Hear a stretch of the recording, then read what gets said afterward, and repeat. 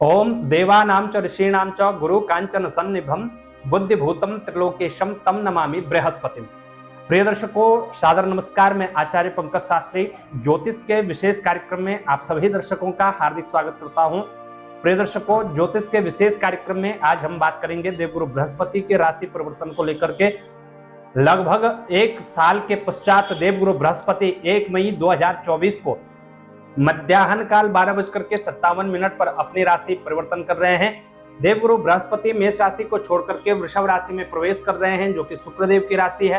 प्रिय दर्शकों, इस राशि परिवर्तन का प्रभाव 12 राशियों पर तो पड़ता ही है, लेकिन जिन जिन चीजों का कारक देवगुरु बृहस्पति है, उन सभी चीजों को भी प्रभावित करने का कार्य देवगुरु बृहस्पति करने वाले हैं। वृषभ राशि के अंतर्गत देवगुरु बृहस्पति कन्या राशि, तुला राशि और वृश्चिक राशि के जातकों को क्या विशेष लाभ हानि पहुंचाने का कार्य करेंगे, कहां पर आपके लिए स्थित हो रहे हैं, इस पर हम चर्चा करेंगे। लेकिन सबसे पहले जान लेते हैं देवगुरु बृहस्पति से संबंधित कुछ विशेष ज्ञातव्य बातें। प्रिय दर्शकों, सबसे पहली बात, देवगुरु बृहस्पति हमारे सौर मंडल के सबसे बड़े ग्रह हैं और ये नैसर्गिक रूप से शुभ ग्रह होते हैं। देवगुरु बृहस्पति जन्म पत्रिका के अधिकतर भाव में कारक होते हैं। देवगुरु बृहस्पति लग्न में, दूसरे भाव में, पंचम भाव में, सप्तम भाव में, नवम भाव में, दसम भाव में और एकादश भाव में ये कारक होते हैं। जन्म पत्रिका के अधिकतर भाव में ये कारक होते हैं। उसमें से भी मुख्य रूप से केंद्र त्रिकोण में ये ज्यादा इनकी अच्छी स्थिति मानी गई है। प्रिय दर्शकों, देवगुरु बृहस्पति 12 से 13 महीने के भीतर एक बार राशि परिवर्तन करते हैं, अर्थात एक राशि में लगभग 12 से 13 महीने तक रहते हैं। वक्री मार्गी हो जाएं वो अलग बात है, लेकिन इनकी जो संचरण की अवधि है लगभग 1 वर्ष की है, उसके उपरांत ये राशि परिवर्तन करते हैं। प्रिय दर्शकों, जब भी हम किसी भी प्रकार का गोचर का फल विशेषकर अपने YouTube चैनल पर डालते हैं, या लगभग आप सभी ज्योतिषियों के मुख से सुनेंगे कि जो भी आप गोचर का फल सुनते हैं वो आपकी जन्म की राशि पर आधारित होता है। तो जन्म की राशि देखना आवश्यक है, उससे ज्यादा सटीक प्रभाव आपको समझ आएगा। तो ये गोचर का फल भी आप अपनी जन्म राशि के अनुसार ही देखेगा। तो चलिए दोस्तों, शुरू करते हैं। और आज हम वीडियो में बात करेंगे कन्या, तुला और वृश्चिक राशि की। कर्मशः इन 3 राशियों पर क्या प्रभाव देवगुरु बृहस्पति का रहेगा। सबसे पहले बात करते हैं कन्या राशि की। कन्या राशि के जातकों के लिए देवगुरु बृहस्पति की स्थिति अभी तक अष्टम भावगत थी। 1 मई को जब राशि परिवर्तन होगा, वृषभ राशि में संचरण करेंगे देवगुरु बृहस्पति, तो भाग्य भाव में आकर के स्थित होंगे और भाग्य भाव में ये कारक स्थिति में होते हैं। तो निश्चित ही कन्या राशि के जातकों के लिए बहुत ही उत्तम स्थिति बनती हुई नजर आ रही है। प्रिय दर्शकों, कन्या राशि के आप जातक हैं, भाग्य भाव में देवगुरु बृहस्पति का साथ यानी साक्षात भगवान नारायण का हाथ आपके सर के ऊपर है। जितने भी कार्य अभी तक भाग्य से संबंधित आपके रुके हुए थे, बनते बनते कार्य रुक जाते थे या आपको असफलताएं मिलती थी, अब कहीं ना कहीं आपके रास्ते खुलने प्रारंभ हो जाएंगे। देवगुरु बृहस्पति की कृपा आपके ऊपर परिपूर्ण रूप से होगी। आपके कार्य जल्दी से जल्दी बनने लगेंगे। भाग्य से संबंधित जितनी भी रुकावटें थी वो सब दूर होंगी और बड़े उच्च प्रतिष्ठित पदों पर आप पहुंचेंगे। पदोन्नति की स्थिति आपके लिए बनती हुई नजर आ रही है। व्यापार के क्षेत्र में है तो वृद्धि की स्थिति है, नौकरी के क्षेत्र में है तो पदोन्नति की स्थिति आपको देखने को मिलेगी। घर के वृद्ध बुजुर्गों का आशीर्वाद आपको प्राप्त होगा। धर्म कर्म के क्षेत्र में आप समय व्यतीत करेंगे। प्रिय दर्शकों, यहां से देवगुरु बृहस्पति लग्न को भी देखेंगे तो निश्चित ही स्वास्थ्य से संबंधित जो विकार अभी तक देखने को मिल रहे थे उनमें धीरे धीरे रिकवरी होगी। लेकिन जब तक यहाँ पर केतु स्थित हैं तो स्वास्थ्य से संबंधित थोड़ा सतर्क सावधान भी आपको जरूर रहना होगा।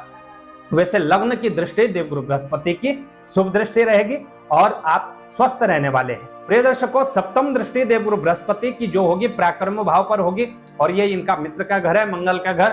तो पराक्रम और उत्साह में वृद्धि देखने को मिलेगी। कन्या राशि के जातकों को आत्मविश्वास की जो कमी अभी तक खल रही थी वो कहीं ना कहीं दूर हो सकती है। आत्मविश्वास बढ़ा चढ़ा रहेगा। कार्य क्षेत्र को लेकर के, नया व्यवसाय प्रारंभ करने को लेकर के आत्मविश्वास की अच्छी स्थिति रहेगी। साहसिक कदम आप उठाएंगे और कहीं ना कहीं जो साहसिक कदम आपके द्वारा उठाए जाएंगे वहां पर आपको कहीं ना कहीं सफलता की स्थितियां 100% देखने को मिलने वाली हैं। तो यहां पर भी अच्छी स्थितियां हैं। प्रिय दर्शकों, जो देवगुरु बृहस्पति की 9वीं दृष्टि है ये आपके पंचम भाव पर है और यहां थोड़ा सतर्क सावधान रहना होगा, क्योंकि ये नीच दृष्टि देवगुरु बृहस्पति की रहेगी। तो जो विशेषकर कन्या राशि के स्टूडेंट्स हैं उनको थोड़ा सा सतर्क सावधान रहना होगा।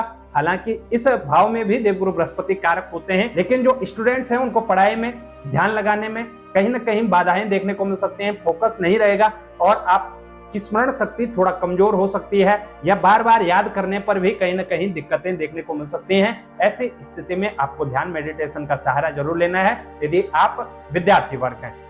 प्रिय दर्शकों, इसी भाव से संतति का भी विचार किया जाता है, तो संतति के सुख में भी कमी देखने को मिलेगी। संतान का विशेष रूप से आपने ध्यान रखना है, और इसके साथ ही इस भाव से प्रेम इत्यादि का विचार भी किया जाता है। तो कन्या राशि के जातक विशेषकर प्रेम संबंधों में जो है उनको थोड़ा सतर्क सावधान रहना होगा। प्रेम संबंध आपको या तो धोखा दे सकता है, ब्रेकअप जैसी स्थिति आपके लिए बनती हुई नजर आ रही है। यदि आप कन्या राशि के जातक हैं, प्रिय दर्शकों, आपकी जन्म पत्रिका में देवगुरु बृहस्पति की स्थिति मजबूत है, तो निसंकोच आपको एक पुखराज रत्न धारण जरूर करना चाहिए। पुखराज रत्न धारण करेंगे तो कहीं ना कहीं उनकी जो सकारात्मक ऊर्जा है वो ऊर्जा आपको प्राप्त होगी। पुखराज रत्न आपको जरूर धारण करना चाहिए। यदि पुखराज रत्न धारण नहीं कर सकते हैं तो ऐसी स्थिति में आप केले की जड़ को भी धारण कर सकते हैं, और इसके लिए गुरु पुष्य का संयोग हो तो अति उत्तम स्थिति देखने को मिल सकती है। अब बात करते हैं तुला राशि की। तुला राशि के जातकों के लिए कैसी स्थिति है? प्रिय दर्शकों, अभी तक तुला राशि के जातकों के लिए 7th हाउस में देवगुरु बृहस्पति स्थित थे। अब 7th हाउस से ये 8th हाउस में जाएंगे, 8वां भाव, और 8वां भाव यहां पर देवगुरु बृहस्पति बिल्कुल भी कारक नहीं होते हैं। यहां पर वृषभ राशि के अंतर्गत देवगुरु बृहस्पति होंगे, तो फलस्वरूप तुला राशि के जातकों को स्वास्थ्य से संबंधित विकार दे सकते हैं। स्वास्थ्य से संबंधित नई नई दिक्कतें आपको देखने को मिल सकती हैं। यदि आपका खान पान शुद्ध नहीं है, किसी भी प्रकार का नशा करते हैं, तामसिक भोजन करते हैं, तो आपको पेट से संबंधित समस्याएं, गैस एसिडिटी की प्रॉब्लम या श्वास से संबंधित समस्याएं देखने को मिल सकती हैं। पेट से संबंधित बुखार भी आपको परेशान कर सकता है, तो स्वास्थ्य का आपने विशेष रूप से ध्यान रखना है। 8वें भाव में देवगुरु बृहस्पति स्थित होंगे, तो देवगुरु बृहस्पति की जो पंचम दृष्टि है वो 12वें भाव पर होगी, और 12वें भाव में भी देवगुरु बृहस्पति कारक नहीं होते हैं। फलस्वरूप खर्चों में बढ़ोतरी देखने को मिल सकती है, यात्राएं अत्यधिक हो सकते हैं, व्यर्थ की यात्राएं हो सकते हैं, तनाव की स्थिति से आपको गुजरना पड़ सकता है, कामकाज को लेकर के फैमिली प्रॉब्लम इत्यादि मानसिक तनाव, डिप्रेशन आपको अत्यधिक हो सकता है। ऐसी स्थिति में सतर्क सावधान रह करके ध्यान मेडिटेशन का सहारा आपको जरूर लेना चाहिए, और इसके साथ ही भगवान गणपति की आराधना करना भी आपको विशेष लाभ देने का कार्य करेगा।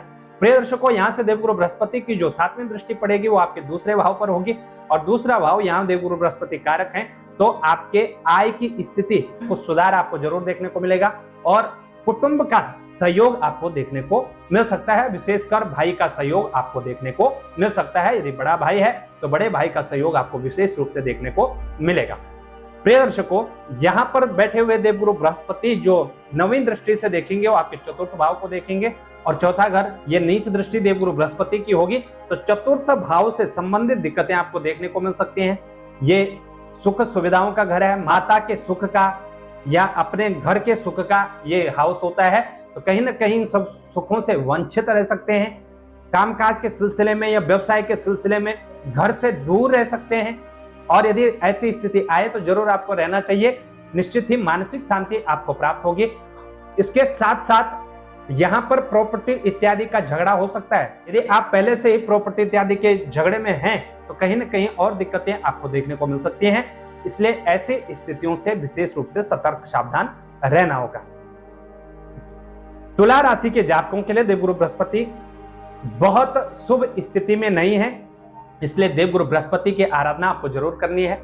हर गुरुवार को गुरुवार का व्रत करना, केले का पूजन करना, वृद्ध विप्रों का पूजन करना आपको विशेष लाभ देने का कार्य करेगा, और पीली वस्तुओं का दान देना भी आपके लिए शुभ रहेगा।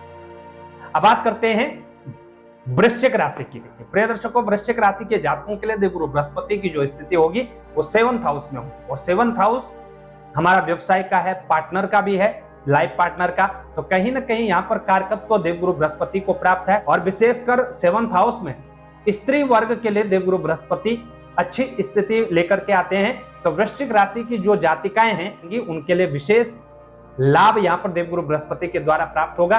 प्रिय दर्शकों, यहाँ से व्यवसाय में वृद्धि देखने को मिलेगी आपको। यदि आप वृश्चिक राशि के जातक हैं, देवगुरु बृहस्पति से संबंधित किसी भी कार्य क्षेत्र से जुड़े हुए हैं, धर्म कर्म के कार्य क्षेत्र से जुड़े हुए हैं, एजुकेशन से संबंधित किसी भी कार्य क्षेत्र से जुड़े हुए हैं, राजनीति के कार्य क्षेत्रों से जुड़े हुए हैं, ज्वेलरी के कार्य क्षेत्रों से जुड़े हुए हैं, निश्चित ही इन सब व्यवसायों में अच्छी स्थिति आपको देखने को मिलेगी। विशेषकर वृश्चिक राशि की वो जातिकाएं जो लंबे समय से विवाह की प्रतीक्षा में थे, अच्छा पार्टनर आपको नहीं मिल रहा था, कहीं ना कहीं कुछ ना कुछ स्थितियां गड़बड़ हो रही थी और जन्म पत्रिका में विवाह के योग बने हुए हैं, उनके लिए अब बहुत उत्तम स्थिति बनती हुई नजर आ रही है। जब देवगुरु बृहस्पति राशि परिवर्तन करके 7th हाउस में रहेंगे तो इस 1 वर्ष के भीतर निश्चित ही कहीं ना कहीं आपके विवाह की सहनाइयां बजना निश्चित है, आपके लिए उत्तम स्थिति बनती हुई नजर आ रही है। तो वृश्चिक राशि की जातिकाओं को विशेष लाभ देने का कार्य करेंगे यहाँ पर देवगुरु बृहस्पति, और निश्चित ही आपको इस समय थोड़ा सा प्रयास स्वयं से भी करना चाहिए। हर वीरवार को केले का पूजन करना, केले की जड़ में पीले चने की दाल, गुड़ व जल चढ़ाना आपको विशेष लाभ देने का कार्य करेगा, तो ये जरूर करिएगा। संभव हो देवगुरु बृहस्पति का व्रत करना भी आपके लिए शुभ रहेगा। यहाँ स्थित देवगुरु बृहस्पति पंचम दृष्टि से आपके रेगुलर इनकम की स्थिति को देखेंगे, और यहाँ पर भी बृहस्पति कारक होते हैं, तो रेगुलर इनकम की स्थिति में सुधार देखने को मिलेगा। वृश्चिक राशि के जातकों को कहीं ना कहीं स्थितियां आपके पक्ष में होंगी। जो स्थितियां गड़बड़ा गई थी, किसी प्रकार के कर्ज में थे, धीरे ही सही लेकिन कर्जों से मुक्ति आप जरूर पा जाएंगे इस अवधि पर्यंत, जब तक देवगुरु बृहस्पति यहाँ स्थित होंगे, और इनकम के नए रास्ते आपके लिए खुलते जाएंगे। तो आय के साधनों में भी आपको वृद्धि देखने को मिलेगी। प्रिय दर्शकों, यहाँ स्थित देवगुरु बृहस्पति 7वें दृष्टि से लग्न को देखेंगे तो वृश्चिक राशि के वो जातक जो मानसिक रूप से डिप्रेशन में थे, मानसिक तनाव जिनको अत्यधिक था या शारीरिक कष्ट अत्यधिक था, उनको अब धीरे रिकवरी का समय अब आपका आ गया है। अब रिकवरी आप कर जाएंगे और कहीं ना कहीं स्थितियां आपके पक्ष में होंगी। स्वास्थ्य से भी आपको बेहतर लाभ देखने को मिलेगा। प्रिय दर्शकों, यहाँ स्थित देवगुरु बृहस्पति 9वीं दृष्टि से पराक्रम भाव को देखेंगे। भाई बंधुओं के साथ तनाव की स्थिति देखने को मिल सकती है। ओवर कॉन्फिडेंस से आपको बचना चाहिए, अति आत्मविश्वास से बचना चाहिए, और इसके साथ साथ वृश्चिक राशि के जातक हैं तो उतावलेपन से भी आपको जरूर बचना चाहिए। देवगुरु बृहस्पति का ये परिवर्तन कन्या, तुला, वृश्चिक राशि के जातकों के लिए शुभ हो, लाभप्रद हो, यही प्रार्थना करते हैं। नमस्कार। जानकारी अच्छी लगे शेयर जरूर करिएगा। चैनल पर नए हैं, चैनल को सब्सक्राइब करना ना भूलिएगा। और ज्योतिष से संबंधित व्यक्तिगत जानकारियों के लिए, जन्म पत्रिका विश्लेषण के लिए आप संपर्क कर सकते हैं 8826810020 पर।